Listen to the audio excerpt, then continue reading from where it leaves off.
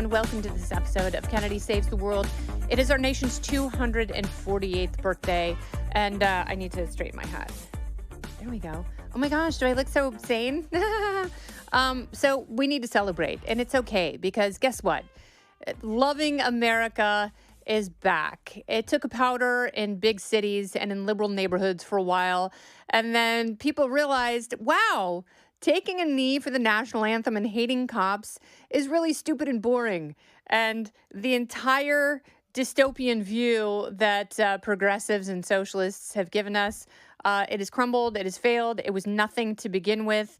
And a large part of that is dividing us and hating the country that we live in and hating capitalism. It is the hypocritical Bernie Sanders view of the world that if you make more money than someone else, then you are naturally a bad person.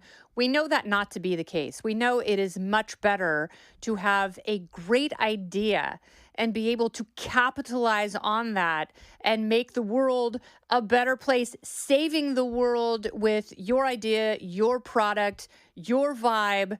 And that is so much more infectious than the toxic, negative garbage that we have been spoon-fed by these gaslighting progressives who, it's like Megan Rapinoe, she's the same way, the soccer player with pink hair who hates this country and says everyone is racist and homophobic.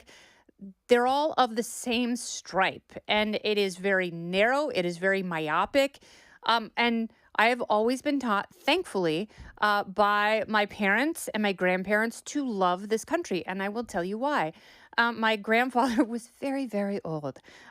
He was born in 1891, and he was old when my dad was born. My dad was the youngest of three. I am the youngest of three. My dad wasn't that old when I was born, but, I think his dad was like 50 when he was born. And, that was in 1940. So yeah, my grandfather, he had been around for a while. He was a World War I veteran. He was a member of the American Legion. My grandmother was a member of the American Legion Auxiliary. My mom came over from Romania on a boat when she was a kid, and her grandparents taught their kids, go to school, go to college, get advanced degrees. Both of my grandparents were working two jobs in order to save enough money when they got here to buy a house in a safe neighborhood where my mom and her brothers could grow up and live the American dream. Don't go anywhere. More Kennedy Saves the World right after this. And so it was instilled within me that this is the best country in the world. It's wonderful to visit other countries. It's phenomenal to be from somewhere else. But if you really want to use the tools that are available to you, you have to do it in America. When I was in high school, I went to Girls State and Girls Nation, which is, the Boys State and Boys Nation sponsored by the American Legion, Girls State and Girls Nation by the American Legion Auxiliary, an organization I got to reconnect with when I was in high school.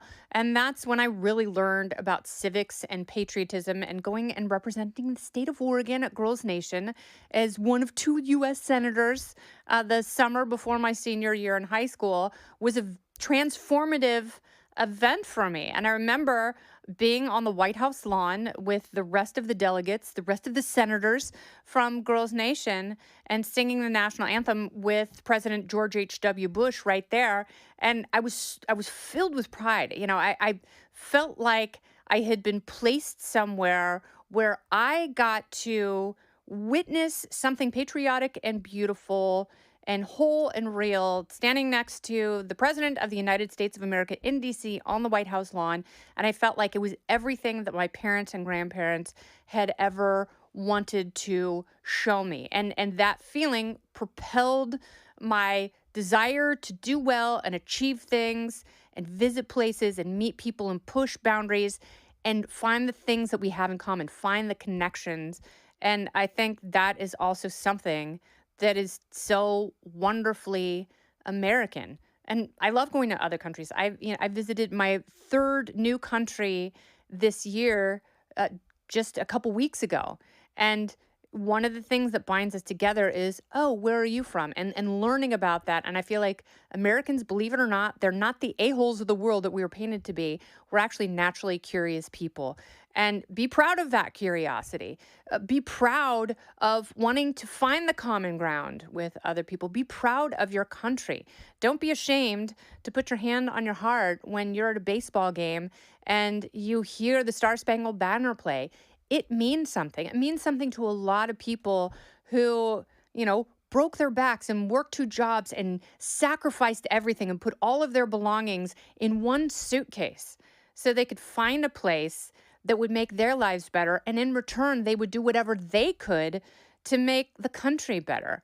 And if we sort of operate from that perspective and not one of hate and division, and you're different from me and I don't agree with you, therefore I hate you, that way doesn't work.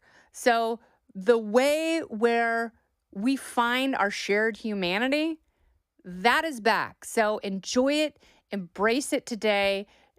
Get to know other people, ask them about their journeys, and find what you have in common. And hopefully, one of the things you have in common is that you do unapologetically, unashamedly love this great country. Happy 248, America! This has been Kennedy Saves the World. I'm Kennedy. Listen ad-free with a Fox News Podcast Plus subscription on Apple Podcasts, and Amazon Prime members can listen to this show ad-free on the Amazon Music app. Oh, go ahead and leave me a review while you're there. I'd love to hear what you have to say. You've been listening to Kennedy Saves the World on the Fox News Podcast Network.